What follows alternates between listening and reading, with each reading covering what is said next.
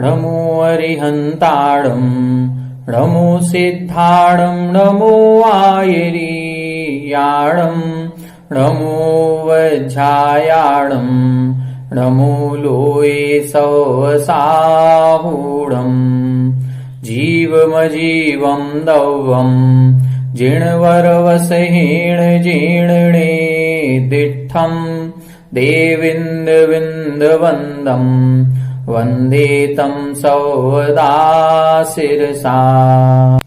1008 श्री मूलनायक आदिनाथ भगवान की जय। द्वासांग जिनवाणी माता की जय। आचार्य श्रेष्ठ आचार्य गुरुवर श्री 108 नेमीचंद्र सिद्धांत चक्रवर्ती महाराज की जय। आचार्य श्रेष्ठ आचार्य गुरुवर श्री 108 विद्यासागर जी महाराज की जय। जगत पूज्य निर्यापक श्रमण मुनि पुंगव श्री 108 सुधा सागर जी महाराज की जय। समस्त मुनि संघ की जय। आलोक मोदी स्वाध्याय सुधा यूट्यूब चैनल पर आप सभी दर्शकों का हार्दिक स्वागत, हार्दिक अभिनंदन। हम सभी आचार्य नेमीचंद्र स्वामी जी द्वारा विरचित श्री बृहद द्रव्य संग्रह जी ग्रंथराज का स्वाध्याय कर रहे हैं और ग्रंथ का स्वाध्याय करते हुए 2 अधिकार पूर्णतः समझ लिए हैं। तीसरे अधिकार में जो मोक्ष मार्ग का वर्णन चल रहा है, उस मोक्ष मार्ग को आचार्य महाराज ने 2 प्रकार से प्रतिपादित किया था। एक व्यवहार मोक्ष मार्ग और निश्चय मोक्ष मार्ग। व्यवहार मोक्ष मार्ग उसे कहते हैं जहां पर शुभोपयोग रूप क्रिया की जाती है, अशुभ क्रियाओं को छोड़ करके शुभ क्रियाओं को ग्रहण किया जाता है।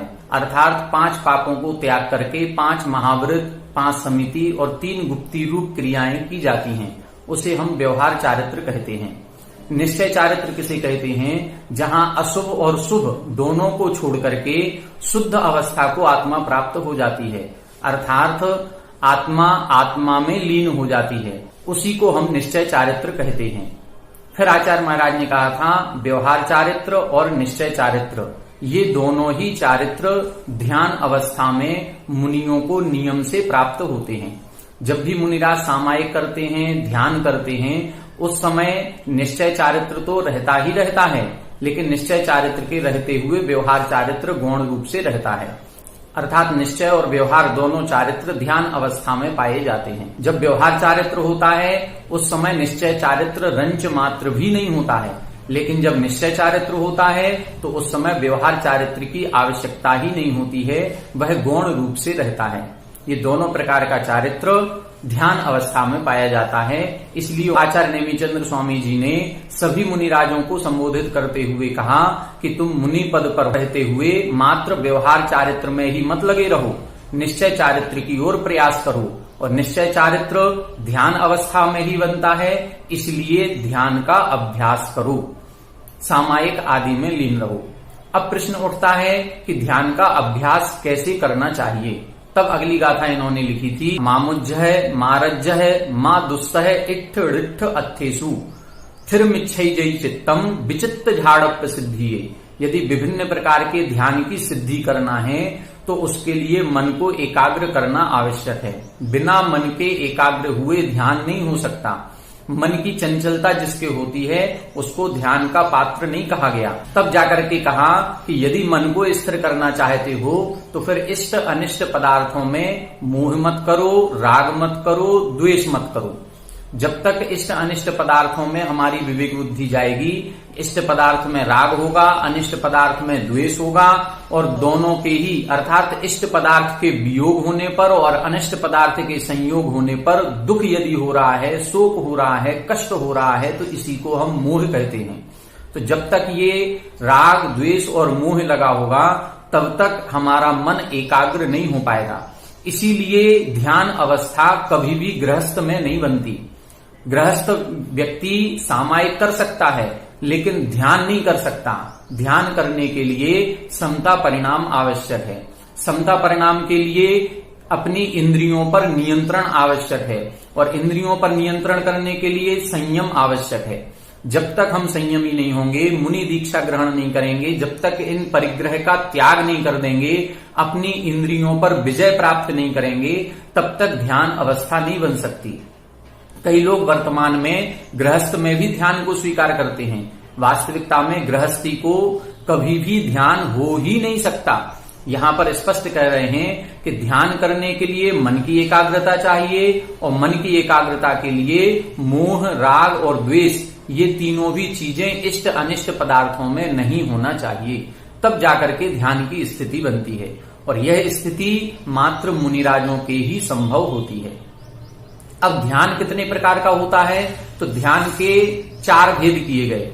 पहले आर्त ध्यान, रौद्र ध्यान, धर्म ध्यान और शुक्ल ध्यान।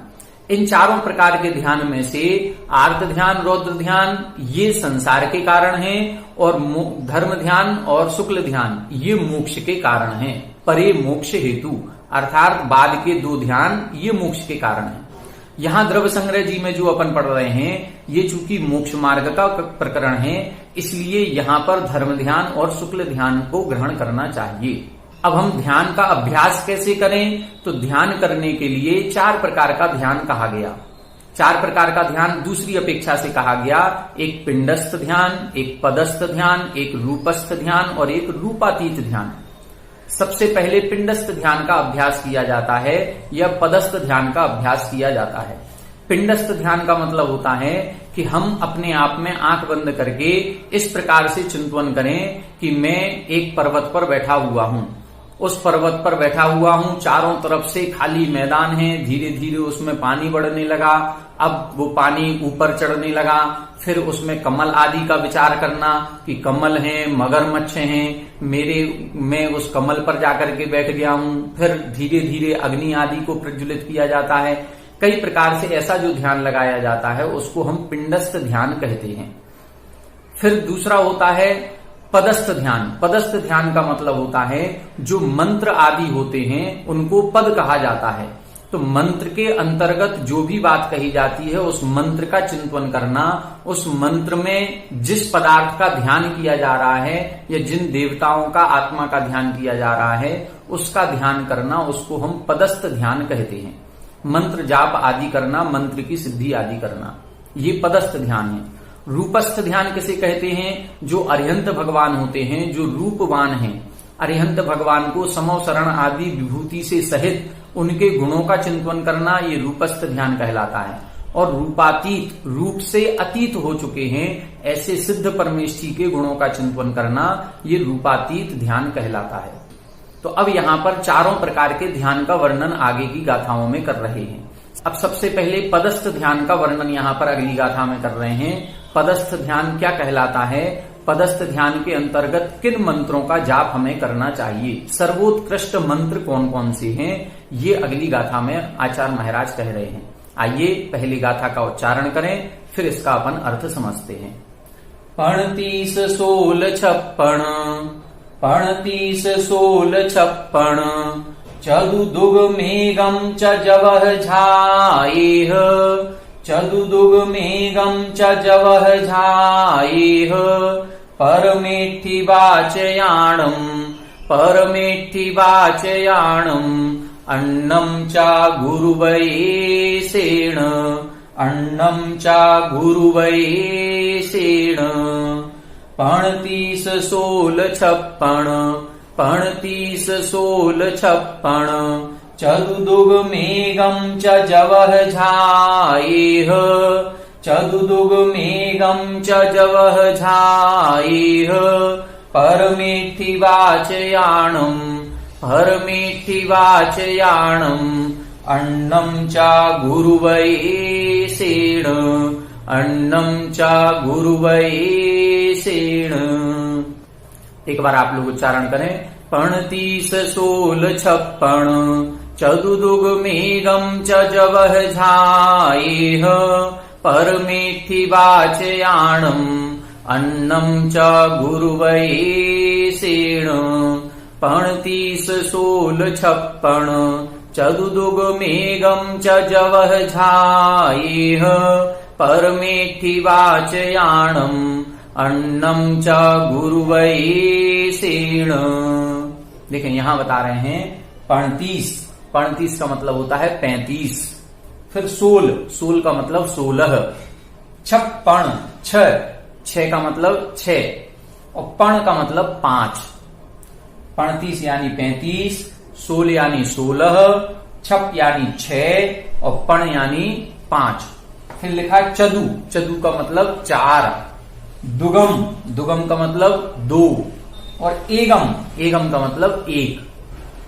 ये किसकी बात कर रहे हैं? ये संख्या बता रहे हैं मंत्र में आने वाले अक्षरों की। जो मंत्र होते हैं उन मंत्रों में अक्षर और मात्राएं होती हैं। तो यहां अक्षरों की संख्या की गणना की जा रही है कि ऐसे मंत्रों का जाप करना चाहिए। कैसे मंत्रों को? जवह यानी जाप करना चाहिए, झाये यानी ध्यान करना चाहिए। क्या करें? जाप करें अथवा ध्यान करें। किसका ध्यान करें? परमेष्ठी वाचयाणम, परमेष्ठी के वाचक। जो परमेष्ठी के वाचक हैं, जिनमें परमेष्ठियों के गुणों का वर्णन किया गया है, ऐसे परमेष्ठी के वाचक मंत्रों का जवह जाप करें, झाये ध्यान करें। अब वो मंत्र कैसे हैं? तो मंत्र इन्होंने बता दिए।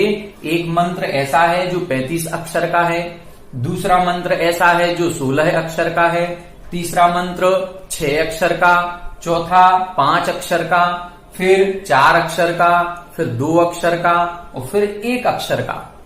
ऐसे अक्षर होते हैं।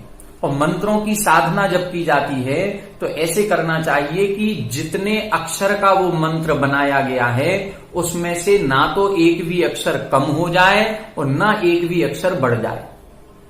क्योंकि जब यदि एक अक्षर भी बढ़ गया या कम हो गया तो उस मंत्र की सिद्धि नहीं होती है। हम कितने ही लाखों करोड़ों बार क्यों ना जप लें, कितना भी ध्यान कर लें, उस मंत्र की साधना, उसकी जो सिद्धि की जाती है उसका फल प्राप्त नहीं होता है।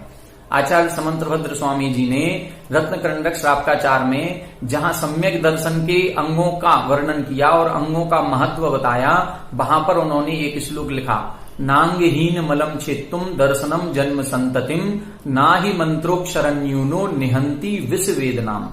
वहां पर उन्होंने स्पष्ट लिखा, उदाहरण ये दिया कि एक अक्षर से रहित मंत्र भी विष की वेदना को दूर नहीं कर सकता है।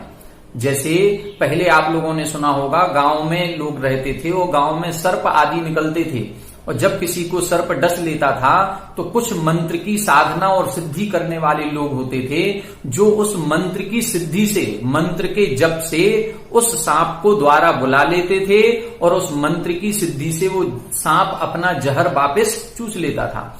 अथवा उस मंत्र के जाप करने से, उसका ध्यान करने से उस जिस व्यक्ति को सर्प ने डस लिया उसका जहर उतर जाता था।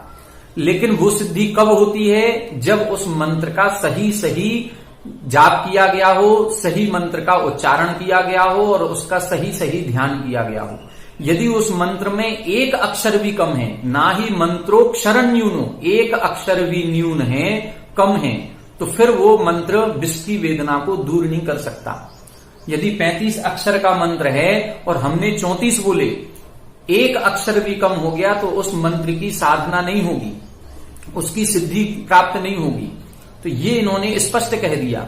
आप लोगों ने जो श्रुत पंचमी पर्व आने वाला है, श्रुत पंचमी पर्व की कथा सुनी होगी कि जब धरसेन आचार्य ने अपने ज्ञान को अन्य साधुओं को देना चाहा तो पहले 2 महाराजों को उन्होंने दूसरे संघ के आचार्यों से अपने पास बुलवाया कि जो आपके योग्य साधु हों उनको हमारे पास भेजिए।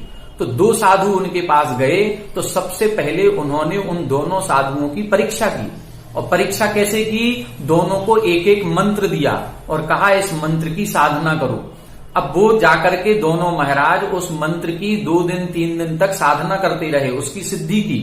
और जब उनको वो मंत्र सिद्ध हुआ तो मंत्र की सिद्धि होने पर एक महाराज को जो देवी प्रकट हुई, उस देवी के 2 दांत बाहर निकले हुए थे। और एक महाराज को जब उस मंत्र की सिद्धि हुई तो उस मंत्र के प्रभाव से जो सिद्धि हुई, जो देवी प्रकट हुई, वो एक आंख से कानी थी। अब देखें, वो जो देवी प्रकट हुई, मंत्र की सिद्धि तो हुई, लेकिन सिद्धि होने के बाद जो देवी प्रकट हुई उसके अंगोपांगों की रचना ठीक नहीं थी। एक के 2 दांत बाहर निकले हुए थे, एक की एक आंख ही नहीं थी। समझ गए कि ये हमारे मंत्र में कहीं ना कहीं कमी है, क्योंकि देवी जो प्रकट होती हैं वो सर्वांग सुंदर होती हैं। जो भी विद्या सिद्ध होती है और जो भी देवी देवता सिद्ध हो जाते हैं वो सर्वांग सुंदर होते हैं। ऐसे एक आंख से काने या 2 दांत अधिक, ऐसे अधिक अंग वाले और हीनांग नहीं होते। तब उन्होंने अपने मंत्र की जांच की और मंत्र की जांच करके उन्होंने पाया कि जिन मुनिराज के वो जो देवी प्रकट हुई थी जिसके 2 दांत बाहर थे, उस मंत्र में एक अक्षर अधिक था। और दूसरे महाराज ने जब उस मंत्र को जांचा तो उन्होंने पाया जो एक कानी देवी प्रकट हुई थी जिसकी एक आंख कम थी, उस मंत्र में एक अक्षर कम था। फिर उन्होंने द्वारा से उस मंत्र को शुद्ध किया, जो एक अक्षर कम था उसको पूर्ण किया, इधर जो एक अक्षर बढ़ती हो रहा था, वृद्धि हो रही थी, उसको कम किया। दोनों मंत्रों को शुद्ध करके फिर से पुनः उसको सिद्ध किया। तब सर्वांग सुंदर देव प्रकट हुए और उन्होंने आकर के उन दोनों मुनिराजों की पूजा की। वो दोनों मुनिराज और कोई नहीं, वो दोनों मुनिराज थे आचार्य पुष्पदंत और आचार्य भूतबली। ये पुष्पदंत और भूतबली जो नाम पड़ा, ये भी उन देवों के द्वारा ही इनका नाम पड़ा, उनका वास्तविक नाम तो दूसरा होगा। जब वो देव प्रकट हुए तो इन जो मुनिराज थे, इन मुनिराजों की दंत पत्रिका अच्छी नहीं थी, दांत ऊपर नीचे हो रहे थे, तो उन्होंने देवों ने अपने प्रभाव से उनके दांतों की पंक्ति को बिल्कुल व्यवस्थित कर दिया था, इसलिए उनका नाम पड़ गया पुष्पदंत। और दूसरे मुनिराज की जो देव प्रकट हुए, उन देवों ने, उन भूतों ने, किन्नरों ने, जो व्यंतर देव प्रकट हुए, उन्होंने उनकी पूजा की, इसलिए उनका नाम पड़ गया भूतबली। तो ऐसे मंत्र की सिद्धि की जाती है और उस मंत्र की सिद्धि में ध्यान रखा जाता है कि एक अक्षर भी कम ना हो, एक अक्षर भी वृद्धि को प्राप्त ना हो, तब जाकर के सिद्धि की जाती है। यहां कौन से मंत्रों का जाप बता रहे हैं? यहां पर अपन को देखना है 35। 35 का मतलब 35 अक्षर होना चाहिए। 35 अक्षरी जो महामंत्र हमारा है वो है नमोकार महामंत्र। इसमें 35 अक्षर होते हैं।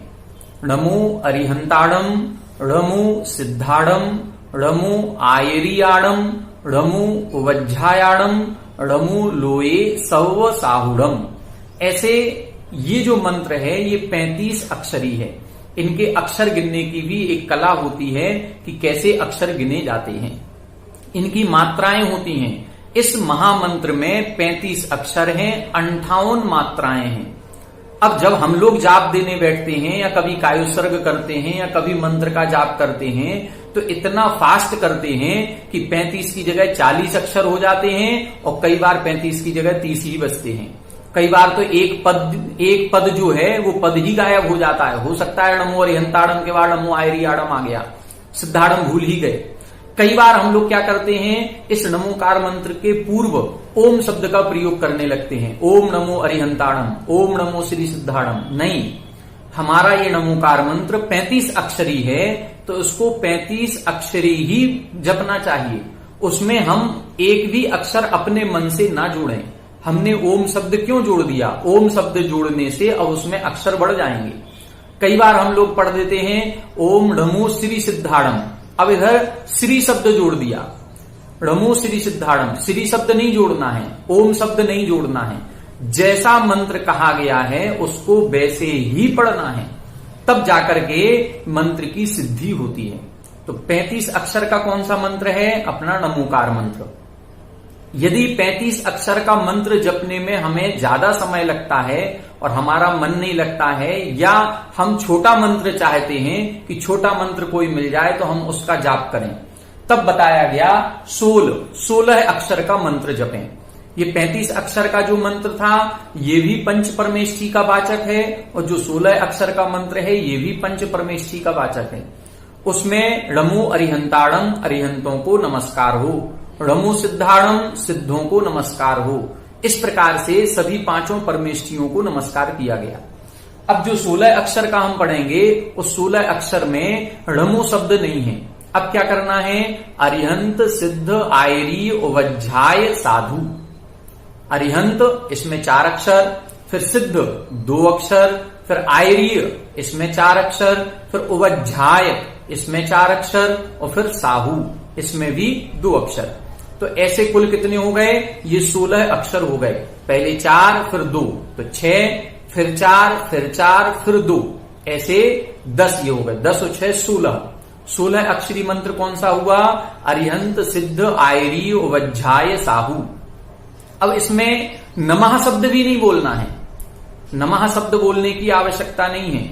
ओम, ह्रीम, श्रीम ये शब्द बीजाक्षर लगाने की आवश्यकता नहीं है। ये 16 अक्षरी मंत्र है, इसको इसी तरह से पढ़ें। अरिहंत सिद्ध आयरी वज्झाय साहू, अरिहंत सिद्ध आयरी वज्झाय साधु, अरिहंत सिद्ध आयरी वज्झाय साधु।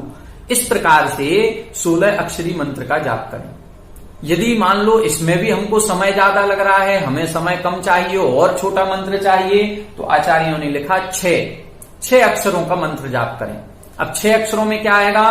केवल अरिहंत सिद्ध, अरिहंत सिद्ध, अरिहंत सिद्ध, अरिहंत सिद्ध, अरिहंत सिद्ध। अब 5 परमेष्ठियों को कम करके मात्र 2 को रखा। क्यों? क्योंकि हमारा लक्ष्य मोक्ष प्राप्त करने का है, और जिन्होंने मोक्ष प्राप्त कर लिया है, जिन्होंने अपने आत्मा के शुद्ध स्वरूप की प्राप्ति कर ली है, ऐसे अरिहंत और सिद्धों का हम स्मरण करें।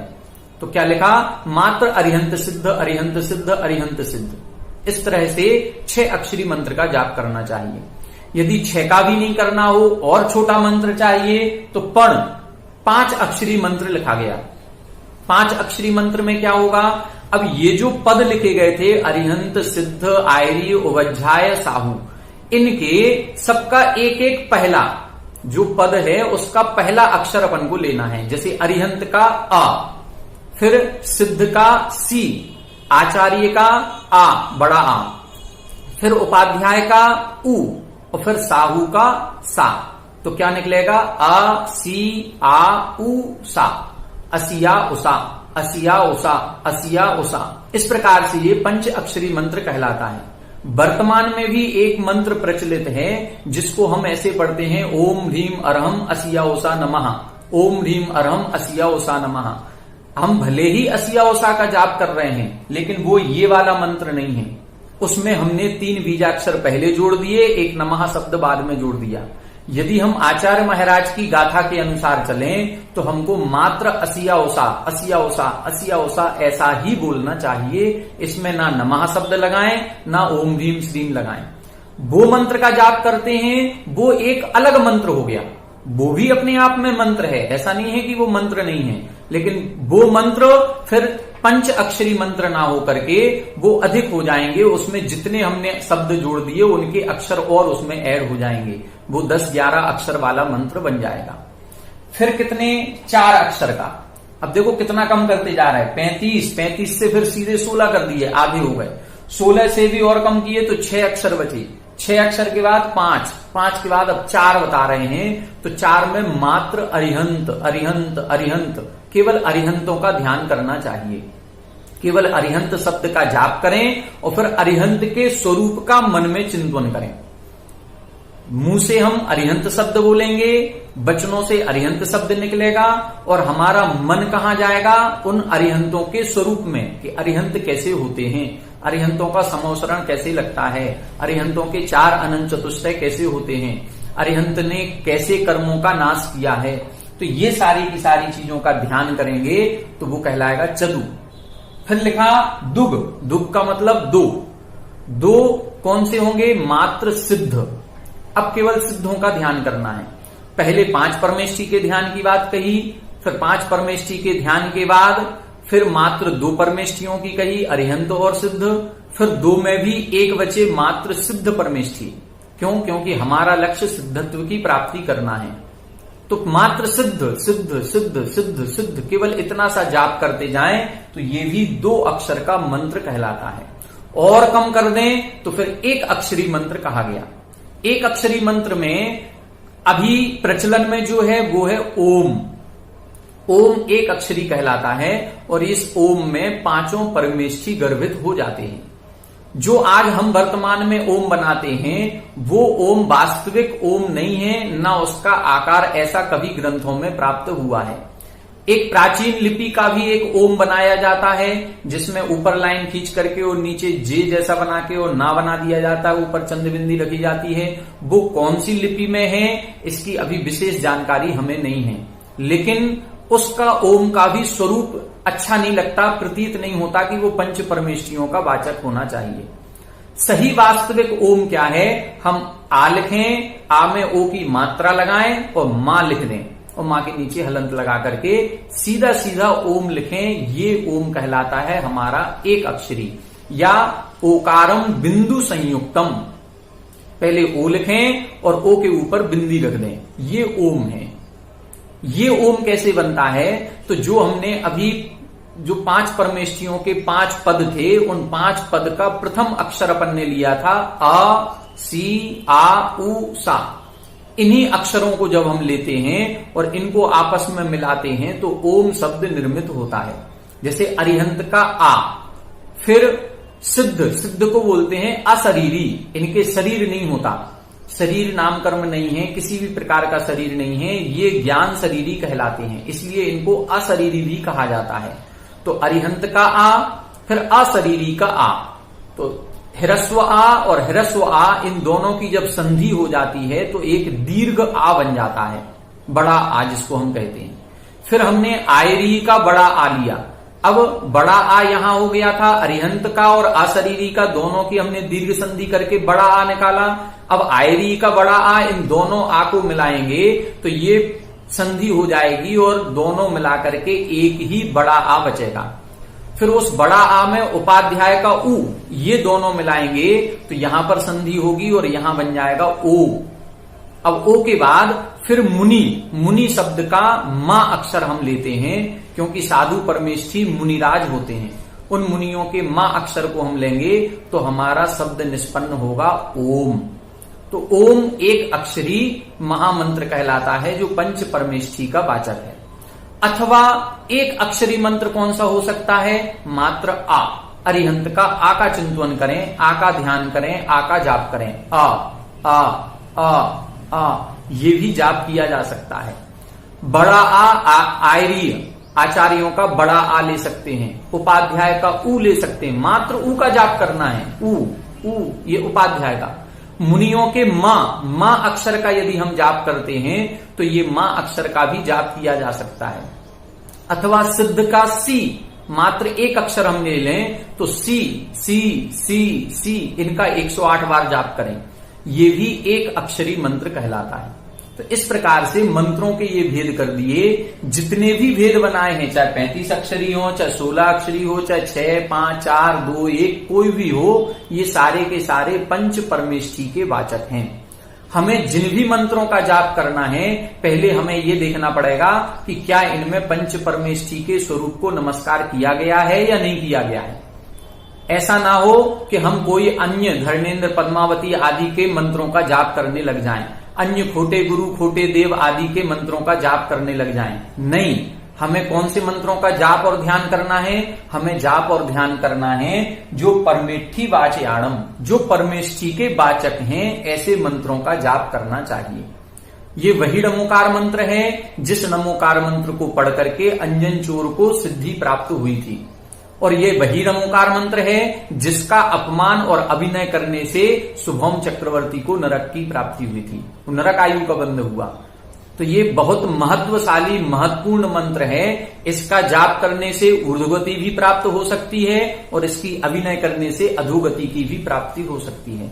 तो जब भी हम मंत्रों का जाप करें, बहुत ही सावधानी से करें, धीरे धीरे करें, कोई जल्दबाजी नहीं करें। ये मत सोचें कि हम एक दिन में 5 मालाएं फेर लें, एक दिन में हम 10 मालाएं फेर लें, 20 मालाएं फेर लें। ज्यादा मंत्र जाप करने से कुछ नहीं होना है।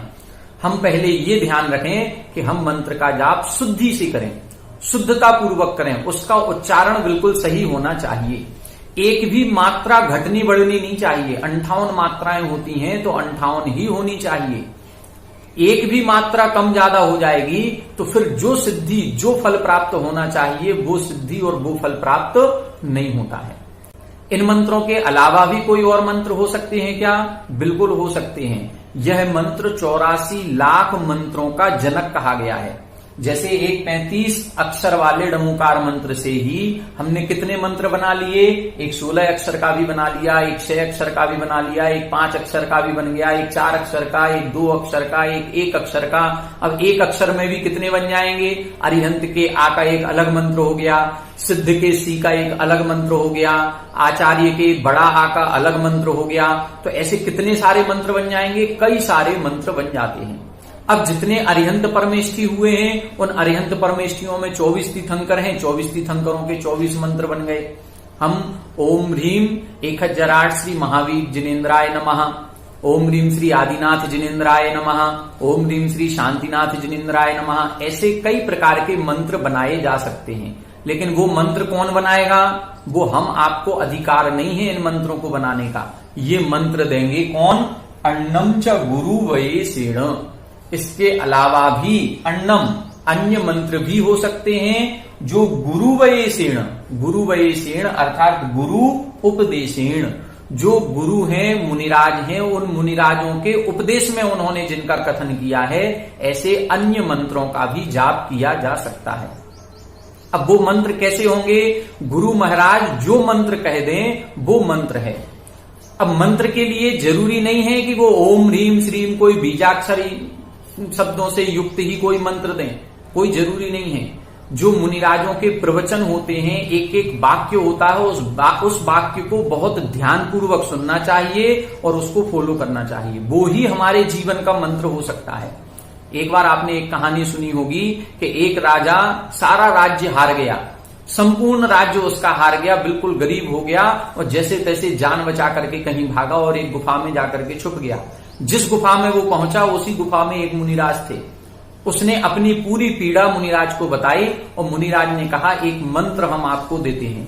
और उन्होंने पेंसिल या जो भी उनके पास होगा पेन वगैरह, एक कागज पर एक मंत्र लिख करके दिया और उनसे कहा कि जब भी तुम कष्ट परेशानियों में हो तुम इस मंत्र का जाप कर लिया करो। वो गया और एकांत स्थान में जाकर के उसने वो पर्ची खोल करके देखी, उसमें लिखा था यह समय भी चला जाएगा। क्या लिखा था? यह समय भी चला जाएगा। जैसे ही उसने ये अपने मन में चिंतन किया कि जो दुख का समय आया है ये दुख का समय भी बीत जाएगा, ये समय भी बीतने वाला है, हमेशा रहने वाला नहीं है। और उसके मन में एक पॉजिटिव एनर्जी आई, उसके मन में एक सकारात्मक सोच आई कि जो कुछ भी हमारा चला गया वो चला गया, अब हम इसको दोबारा प्राप्त करेंगे। और धीरे धीरे धीरे धीरे उस मंत्र ने ऐसा काम किया, ऐसी एनर्जी उसको दी कि उसने पूरा राज्य वापस धीरे धीरे जीत लिया। जब पूरा राज्य वापस जीत लिया, जब संपूर्ण राज्य उसका जितना गया था, जितना हार गया था उतना पूरा हो गया, तब उसको उन मुनिराज की फिर से याद आई और उन्होंने सोचा कि उन मुनिराज को याद किया है, उनका मंत्र एक बार फिर से देख लूं। और जैसे ही वो मंत्र देखा, पर्ची देखी, उसमें लिखा था यह भी चला जाएगा। अब उसको वैराग्य हुआ कि ये जितना हमने बड़ी मुश्किल से कमाया है, फिर से जीता है, यह भी चला जाएगा। बस इतना सोचते ही अब उसके मन में और ऐसी पॉजिटिव एनर्जी आई कि संसार में कोई भी स्थिर पदार्थ नहीं है, जो चीज मिली है वो एक ना एक दिन जाएगी, और उसको वैराग्य हो गया। तो ये छोटा सा मंत्र, इस मंत्र में कोई बीजाक्षर नहीं थे, लेकिन बिना बीजाक्षर के भी इसने बहुत काम किया, बहुत एनर्जी दी। इसी प्रकार से कई बार हम गुरु महाराज के पास जाते हैं अपने कष्टों को लेकर के, महाराज बहुत परेशान हैं, आप कुछ बताइए हम क्या करें। तो उस समय मुनिराज जो क्रिया कहें आपसे, उसको तुरंत हाथ जोड़ करके स्वीकार कर लेना चाहिए, भले वो काम आप पहले से करते हो।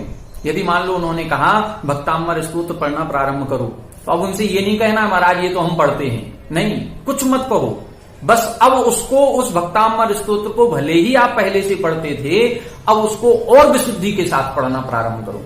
यदि उन्होंने कह दिया कि रोज पूजन अभिषेक करना प्रारंभ कर दो, तो अब जो उनके मुख से सेंटेंस निकला है, जो भी क्रिया कही है, उस क्रिया को तुरंत अपने जीवन में अंगीकार कर लेना चाहिए। यही साधु परमेष्ठी का मंत्र है, मूल मंत्र है।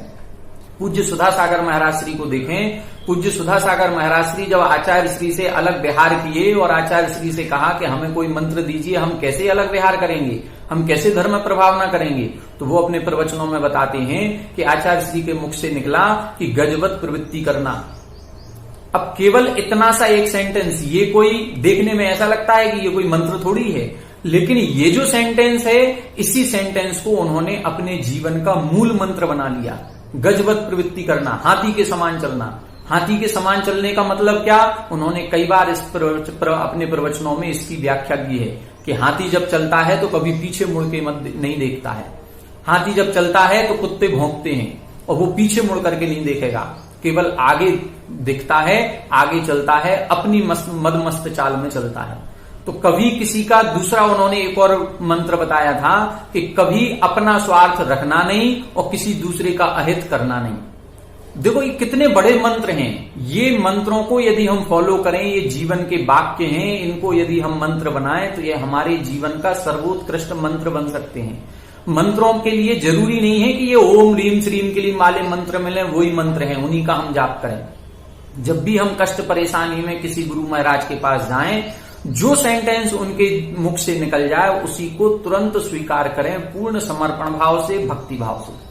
वो हमारे जीवन को पूरा का पूरा परिवर्तित कर देगा और हमारे कष्ट के दिन सारे एक ना एक दिन दूर हो जाएंगे। तो ये हमको अपनाना चाहिए। दूसरी चीज, अभी पूज्य सुधासागर महाराज श्री ने कई सारे मंत्र भी दिए हैं। वो मंत्र कैसे दिए हैं? अलग से नहीं दिए। देखो हमारे महाराज जो होते हैं ये मंत्र तंत्र नहीं करते हैं, ये मंत्र तंत्र व्यक्तिगत नहीं देते हैं। आप व्यक्तिगत कोई मंत्र मांगेंगे कभी नहीं देंगे, लेकिन प्रवचनों के माध्यम से कई प्रकार के मंत्रों को देते हैं। पूज्य सुधासागर महाराज श्री ने मुंसुव्रतनाथ भगवान का मंत्र दिया, आदिनाथ भगवान का मंत्र दिया, पार्श्वनाथ भगवान का मंत्र दिया, महावीर भगवान का मंत्र दिया, शांतिनाथ भगवान का मंत्र दिया। इन मंत्रों में से जो भी अच्छा लगे उन मंत्रों का जाप हमें प्रारंभ कर देना चाहिए। जैसे शांतिनाथ भगवान का मंत्र दिया, ओम ह्रीम श्रीम ब्रीम झ्रीम क्रौम रक्ष रक्ष सर्व रोग निवारक सर्वार्थ सिद्धिदायक शांतिनाथ जिनेन्द्राय नमः, ऐसे मंत्र दिया उन्होंने। तो इन मंत्रों का जाप करें। ये पूर्ण विशुद्धि के साथ, पूर्ण सिद्धि के साथ उन्होंने इन बीजाक्षरों को सिद्ध किया, उनके बीजाक्षरों के नेचर को देखा और फिर नेचर को देखने के बाद इस मंत्र की रचना की है। तो ऐसे मंत्रों का जाप किया जा सकता है। तो अन्नम च गुरु वयसेन, अन्नम च गुरु वयसेन, अर्थात अन्य भी मंत्र हो सकते हैं जो गुरु के उपदेश से जानना चाहिए। कितनी बड़ी बात कह दी, मंत्र से बड़ा कौन है? गुरु। मंत्र बड़ा नहीं है, मंत्र से बड़े गुरु हैं। वो गुरु जो वाक्य कह दें वही मंत्र हो जाता है, क्योंकि गुरु महाराज की साधना होती है, भाषा समिति की साधना करते हैं, वचन गुप्ती की साधना करते हैं। वो यदवा तदवा कुछ भी गलत बोलते नहीं है, बहुत साधना होती है। एक एक शब्द उनका नपा तुला होता है, तभी जाकर के वचन सिद्धि होती है। और पूज्य सुधासागर जी को, पूज्य आचार्य गुरुवर को आपने देखा होगा, जो वचन उनके मुख से निकल जाते हैं वो सिद्ध होते ही हैं। अनायास भी जो वचन निकलते हैं वो पूर्ण हो जाते हैं। ये इसीलिए कहा गया कि गुरु महाराज के पास जाकर के मंत्र लेना चाहिए, या वो जो कहें उसको मानना चाहिए, उसको मंत्र रूप से स्वीकार करें, उसी का ही ध्यान करें, उसी का ही जाप करें। जाप और ध्यान में क्या अंतर है? जाप और ध्यान में थोड़ा सा अंतर होता है। जब हम मंत्रों की गिनती करते हैं वो एक जप कहलाता है, अनुष्ठान कहलाता है। 108 बार मंत्र जाप कर रहे हैं, 1.25 लाख बार कर रहे हैं, 1.25 करोड़ बार कर रहे हैं, ये क्या है? ये जप है। और जप करते हुए जब हम मंत्र को भूल करके मंत्र में जो पदस्थ, अर्थात उस पद में स्थित जो अरिहंत सिद्ध आचार्य हैं, इनके स्वरूप का ध्यान करने लगते हैं तो वो ध्यान कहलाता है। जब तक हम नमो अरिहंताड़म नमो अरिहंताड़म नमो अरिहंताड़म बोल रहे हैं ये जप है। और जब हम अरिहंतों का चिंतन करते करते अरिहंतों के स्वरूप का ध्यान करने लग जाएं, वो कहलाता है ध्यान। तो ध्यान की प्रारंभिक अवस्था जप होती है। पहले जप करना प्रारंभ करें, फिर ध्यान की स्थिति पर पहुंचेंगे। हम सभी को गृहस्थ में रहते हुए सबसे पहले सामायिक आदि करनी चाहिए, मंत्रों का जाप करना चाहिए, उसके बाद ध्यान की स्थिति बनेगी। ध्यान की स्थिति भी मुनिराजों के ही बनती है, गृहस्थों के ध्यान नहीं होता, लेकिन फिर भी उसमें हम स्वरूप का चिंतन आदि कर सकते हैं। मन एकाग्र होने लगेगा। मन एकाग्र होने के करने के पहले हमें अपने शरीर को एकाग्र करना पड़ेगा। पहले काया को एकाग्र करें। जाप करते समय सबसे पहले कहा गया अपनी आसन सिद्धि करें। हम कम से कम 10 मिनट एक आसन से बैठने का अभ्यास करें, 15 मिनट एक आसन से बैठने का अभ्यास करें, पौन घंटे एक आसन से हम पहले बैठ सकें तब जाकर के, क्योंकि सबसे ज्यादा विकल्प शरीर संबंधी होते हैं। यदि हमारे शरीर में कोई झुंझुनी आ जाती है, कई बार हमारा आसन ऐसा हो जाता है कि हम तकलीफ होने लगती है, कभी पैरों में कभी हाथों में, तो ये तकलीफ होने से हमारा मन चलायमान हो जाता है। तो पहले आसन सिद्धि करें, फिर वचन सिद्धि करें, शुद्ध उच्चारण करें, फिर इसके बाद मन की सिद्धि करें कि मन को एकाग्र करें, अपने जप को छोड़ करके ध्यान करना प्रारंभ करें।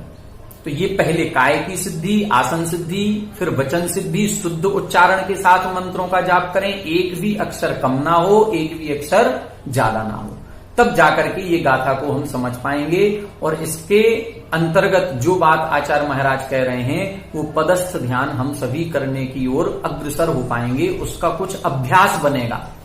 अभी अभ्यास करें, फिर एक समय ऐसा आएगा जब हम सभी परिग्रह को छोड़ करके मुनि व्रतों को अंगीकार करेंगे तो ध्यान रूप अग्नि के द्वारा अपने कर्मों को भी नष्ट करेंगे।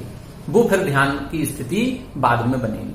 तो आज की कक्षा में हमने एक गाथा को समझा, इसमें पदस्थ ध्यान को समझाया गया कि किन पदों का हमें ध्यान करना चाहिए, मंत्र कितने प्रकार के होते हैं, मंत्र की सिद्धि कैसे होती है, ये सारा इन्होंने इस गाथा में बताया है। फिर से देख लें, 35 यानी 35, 16 यानी 16, 6 यानी 6, पण यानी 5, चतु यानी 4, दुग यानी 2 और एगम यानी 1। 35 अक्षर का मंत्र कौन सा है? नमोकार महामंत्र। णमो अरिहंताणम, णमो सिद्धाणम, णमो आहेरियाणम, णमो उवज्जायाणम, णमो लोए सव्व साहुणम। 16 अक्षर का कौन सा मंत्र होगा? अरिहंत सिद्ध आयरी उवज्जाय साधु। 6 अक्षर का कौन सा होगा? अरिहंत सिद्ध, अरिहंत सिद्ध, अरिहंत सिद्ध। 5 अक्षर का कौन सा होगा? असिया उषा, असिया उषा, असिया उषा। 4 अक्षर का कौन सा होगा? अरिहंत, अरिहंत, अरिहंत। 2 अक्षर का सिद्ध, सिद्ध। 1 अक्षर का आ, सी, आ, उ, सा अथवा ओम। इस ओम का भी जाप किया जा सकता है। अन्य और कितने मंत्र हो सकते हैं? अन्य बहुत सारे मंत्र दिए गए हैं जो पूज्य सुधासागर महाराज जी ने भी दिए हैं, और अन्य जो भी गुरु मुख से जो वचन निकल जाए उनको मंत्र मान करके स्वीकार करें। यही हमें इस गाथा से समझना है। अब आगे की गाथाओं में इन्हीं पंच परमेष्ठी वाच्याणम अर्थात परमेष्ठी के वाचक, तो परमेष्ठियों का क्या स्वरूप है, अब आगे एक एक गाथा में एक एक परमेष्ठी के स्वरूप का वर्णन यहां पर किया जाएगा, जिसको हम आगे की कक्षाओं में पढ़ेंगे। ठीक है, आज की कक्षा में इतना ही। आप सभी हमारे साथ बने रहें। सभी को जय।